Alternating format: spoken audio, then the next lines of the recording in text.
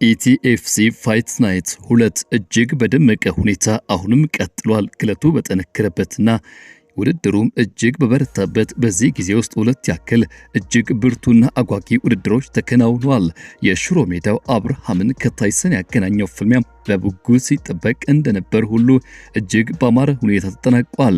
በደጋፊዎች ድባብ የደመቀው ይህን ውድድር ነው። ከዚያ ጋር በተገናኘ ያለውን ጉዳይ እናነሳለን። ከውድድሩ ውጤት መገለጽ በኋላ ታይሰን መድረኩን ለመረበሽ ሞክሯል ያስባለ ክስተት ተፈጥሯል።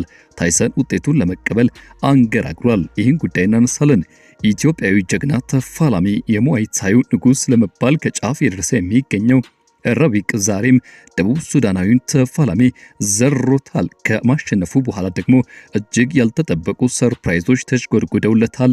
ለኢትዮጵያዊ ጀግና ተፋላሚ ረቢቅ ወላጅ አባቱና እርሱ በመድረኩ ያሳዩት ክንውን የብዙዎችን ልብ ነክቷል።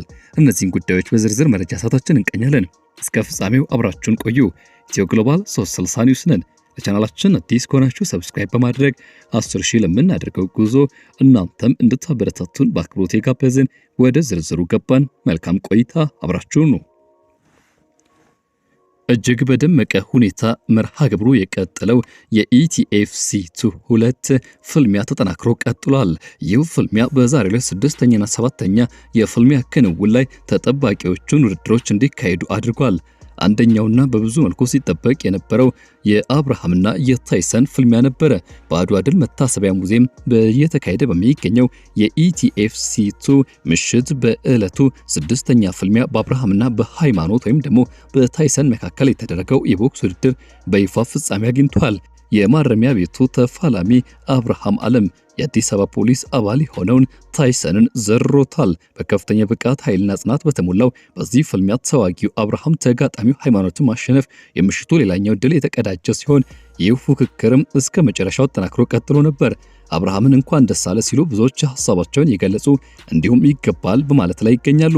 ያም ሆኖ ግን ከዚህ ውድድር መጠናቀቅና ውጤት መገለጽ በኋላ ውጤቱን ለመቀበል ያንገራገረበትን ድምጽና ሐሳብ የገለጸው ደግሞ ታይሰን ነበር። ውጤቱን በልባችን እናውቃለን፣ ቢሆንም ግን ደጋፊዎች ያመሰግናቸዋል ሲል መልእክቱን አስተላልፏል። እጅግ በሚገርም ሁኔታ እነዚህ ሁለቱ ተፋላሚዎች ከ21 ቀናት በኋላ በድጋሚ የሚገናኙ ይሆናል። ሌላ ተጠባቂ ፍልሚያ ያሳያሉ ተብሎ እየተጠበቀ ይገኛል። በሌላኛው መረጃችን ደግሞ እጅግ በጉጉት ሲጠበቅ የነበረው የሙዋይ ታይ ፍልሚያ ነበረ። ይሄውም ረቢቅን ከደቡብ ሱዳናዊ ተፋላሚ እሱ ጋር ያገናኘው ይው ክንውን ዛሬ በደመቀ ሁኔታ ተከናውኗል። ይው የአድዋ ድል መታሰቢያ ሙዚየም ላይ ጥላ ስር ተንተርሶ እየተካሄደ የሚገኘው የኢቲኤፍሲ 2 ምሽት በዕለቱ 7ኛ ፍልሚያ በሙዋይ ታይ ዘርፍም በኢትዮጵያዊ ተዋጊ በረቢቅና በደቡብ ሱዳናዊ ተዋጊ ስቴፋኒ መካከል የተደረገ ሲሆን ዓለም አቀፋዊ ፍልሚያ በይፋ ፍጻሜን አግኝቷል። በከፍተኛ ቴክኒክ ብቃትና ወኔ በተሞላው በዚህ ግጥሚያ ተዋጊው ረቢቅ ተጋጣሚው ስቴፋንን በማሸነፍ ለሀገሩ ኢትዮጵያ ሌላኛውን ደማቅ ድል አስመዝግበዋል። እንኳን ደስ አለ ሲሉ ብዙዎች ሐሳባቸውን የገለጹለት እንዲሁም ይገባልም እያሉት ይገኛሉ።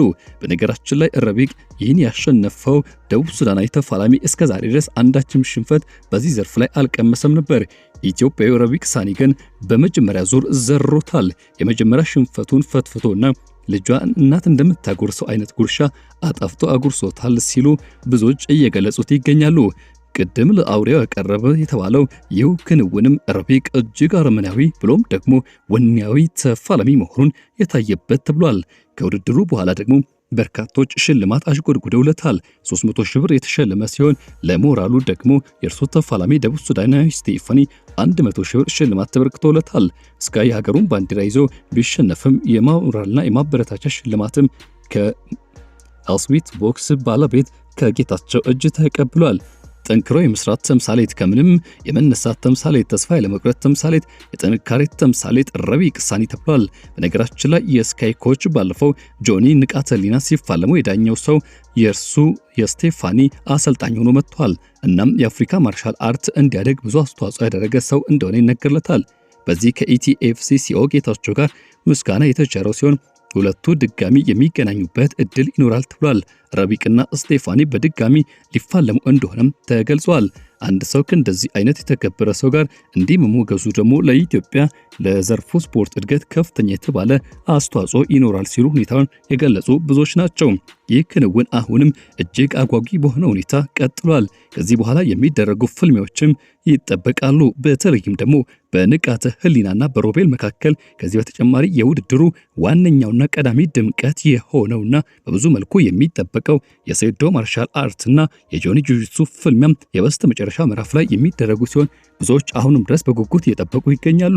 አዳራሹ ጢም ብሎ በብዙዎች ልብ ውስጥም ከፍ ያለ ትዝታን እያሰነቀ ይገኛል። ይህ የውድድር መድረክ ኢቲኤፍሲ2 በአድዋ መታሰቢያ ሙዚየም እየተካሄደ ሲገኝ በርካቶች በአባይ ቴሌቪዥን አማካኝነት በቀጥታ ስርጭት እየተመለከቱት ይገኛሉ። እኛም ለተወዳዳሪዎቹ በሙሉ መልካሙን እድል እንመኝላቸዋለን።